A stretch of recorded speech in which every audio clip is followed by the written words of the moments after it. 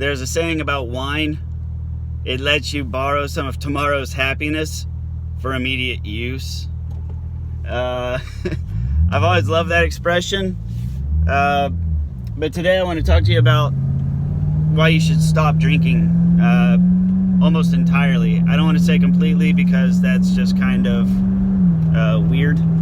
But you should stop drinking about 90% of the time, 90 to 95%. Chances are, if you've been in an abusive or manipulative relationship, there was always alcohol in the house.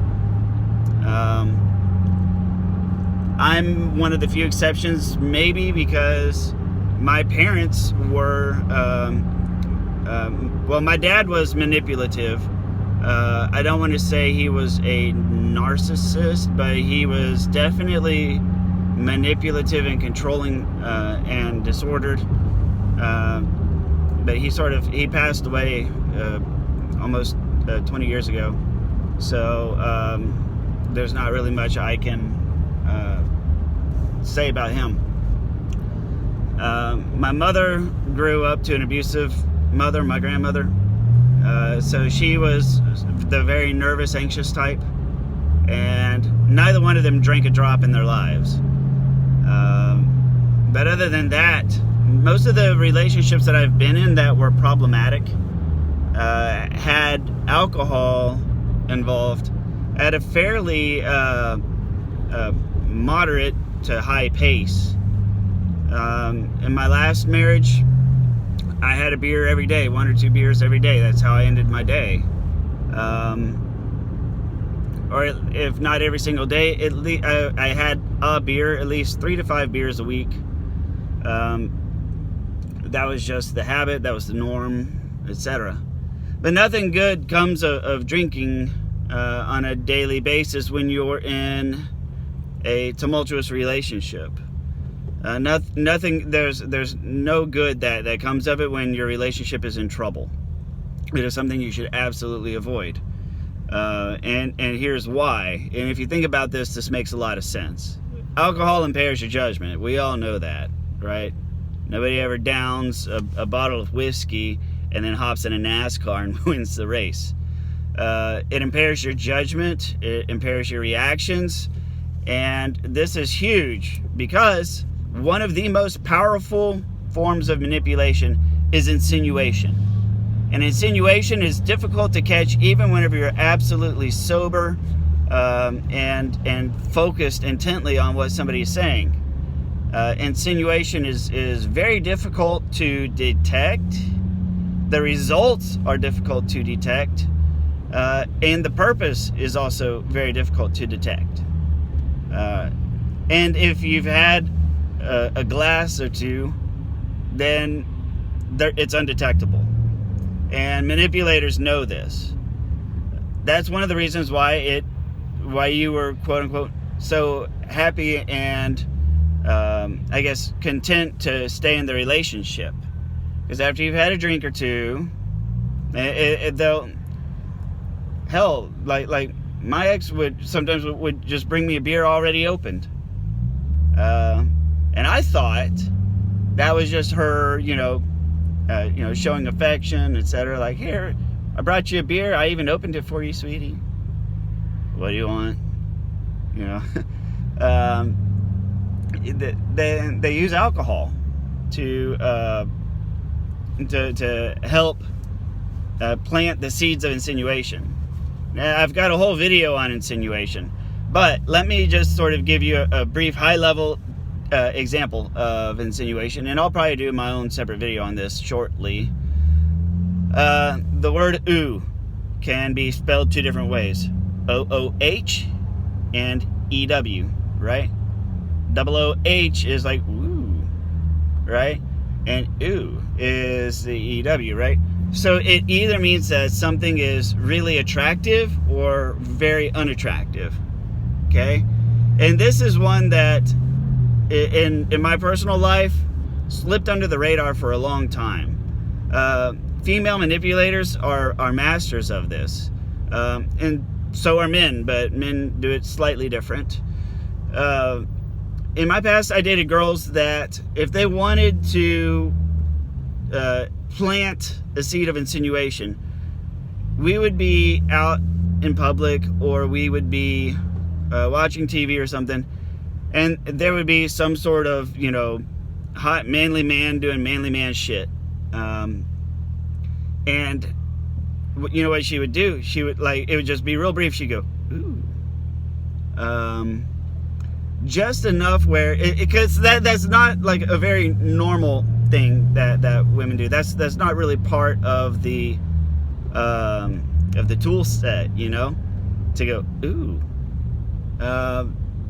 So it kind of sort of stands out because it's a little above, like, what I would, in other videos I've called them indicators of interest.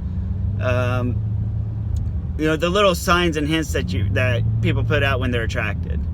It flies just a little bit above that in intensity and apparentness.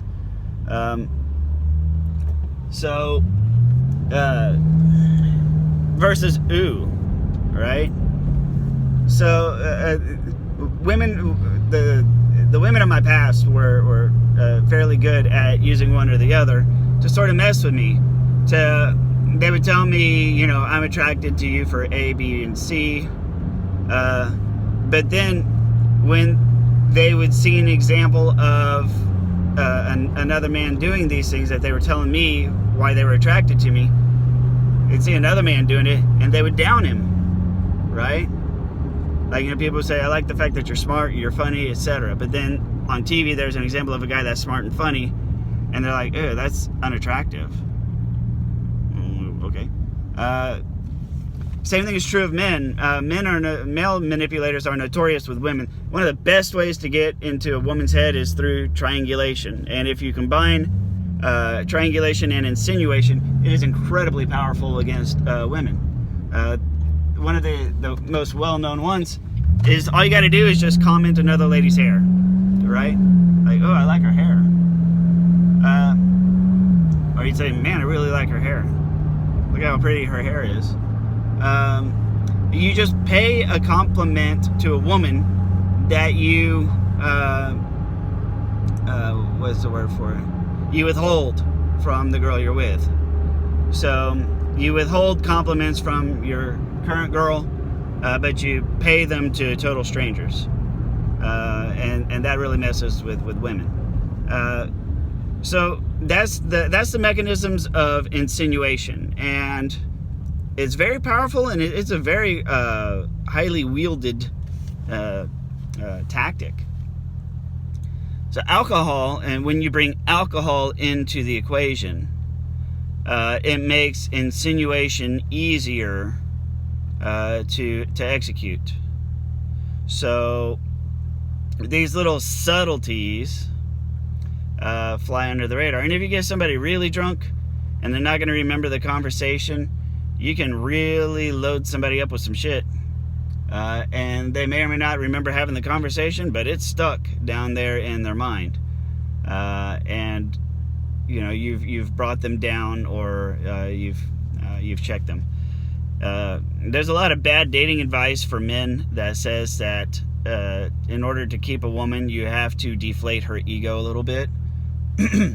And you have to sort of actively deflate her ego, or damage her ego a little bit. Not too much. You don't want to damage a girl, but you got to bring her down, because she's going to be constantly trying to test your resolve. There's a number of different words for this. There's you know, people say that their defenses, the interrogation lists, the shit tests, all these things that women will do to sort of take the temperature of their man, is what I would call it. They say that, you know, you've got to bring them down just a little bit. You know, don't be afraid to find faults with a woman. And I mean, yeah, you should not be afraid to find fault with anybody, but you should do it in a constructive manner. And a lot of bad advice out there is destructive. And alcohol, like I said in the very beginning, alcohol makes all of this all the more invisible. you miss things, or by the time it's over before it started. You know, if you're out drinking and a guy walks by and you've had a few, and your girl goes, "Ooh, oh, speaking of blah blah blah blah blah," and before you can react, they light into something else, and you're just sitting there like, because now you're trying to process two things at once. You're trying to process what just happened, but you're also trying to process what they're talking about, and they'll even catch you with, "Excuse me, where are you right now? Are you paying attention?" Like, damn, never mind. So they'll do that. They'll slide an insinuation in and immediately change the subject and start talking, and you're trying to process two things at once, and then they say something like, "I think maybe you've had too much to drink," and then they shut you down. All in all, I mean, it's a pretty evil thing to do, in my opinion.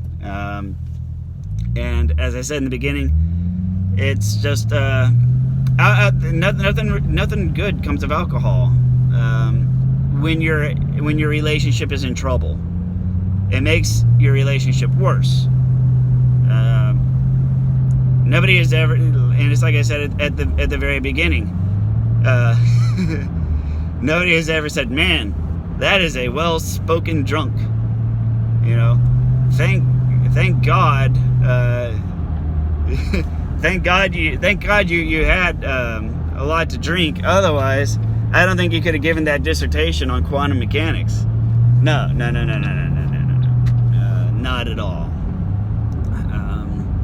There is a very small threshold where alcohol will increase your bravery, make you relax a little bit in social situations, and help release anxiety. But it takes very little alcohol to do that, and it always comes with a cost. You know, for every cost, or for every benefit, there is a cost. There is no free meal in life. You may ease your anxiety, but the reason why it eases your anxiety is because it weakens your perceptions. So you're not catching as much. You're not as aware. Your awareness goes down. And because you're unaware of all the things that normally make you anxious, then you're calmer. But that lack of awareness is precisely the mechanism that a manipulator will prey on. You know, like, you need to relax. Like, here, you know what? Like, here, have a drink, relax, you'll feel better. It's weaponized, is what it is. So I'm almost out of time here, but I hope this makes a lot of sense. Put the alcohol down. Oh, one other thing. So you're going to want to replace it with something. Read fiction in the evenings. Put your phone away. The phone's another weapon, another tool. Social media is. I've sort of touched on that. If you want to protect yourself and insulate yourself and help yourself go no contact, read fiction. You don't want to read nonfiction in the evenings. Do not read nonfiction. Read fiction. That's very important. Don't start reading how-to guides. Don't try to read books on small business taxes, that kind of stuff. Read fiction. Because it helps you relax your brain a little bit. It's entertaining, and they've shown like fiction has a more net positive effect on your mood and on neurotransmitters and all that other neuroscience stuff.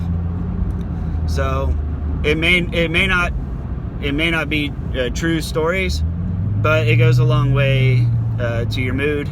And it keeps your nose out of your phone, keep your nose in a book, and that helps perpetuate no contact. You're not dying to go check your phone. You're too busy trying to figure out what Christian Gray's next move is going to be. So I'm out of time. Thank you very much for watching.